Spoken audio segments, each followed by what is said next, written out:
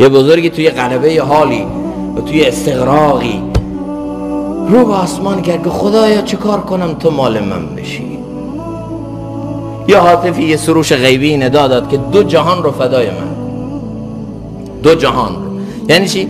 یعنی این دنیا رو هم با همه شهوانیتش، با همه نفسانیتش، با همه خودخواهی‌ها و خودپسندیاش، اینم فدای من کن، فدای خدا خواهی کن. آخرت هم عارف عشق باش، مشتری بهشت نباش.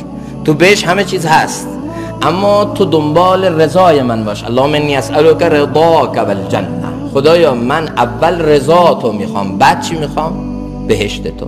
بهشتت هم دوست دارم چون محل رضایتته. بهشتت هم دوست دارم، دعا میکنم خدا به من بهشت بدی، چون بهشت جای دیدار توه. من بهشت رو برای این دوست دارم. 2 دنیا رو فدای من کن. مثل مزدور بندگی من نکن برای مزد. تو مثل یه عاشق برای من زندگی کن. 2 دنیا رو فدای من کن، من میدونم به چی بدم. بعد این عارفم تو همون غلبه حالش این صدای غیبی رو که شنید، این سروش رو شنید، بعد یک دفعه گفت قیمت خود هر 2 عالم گفته ای، نرخ بالا کن ارزانی هنوز.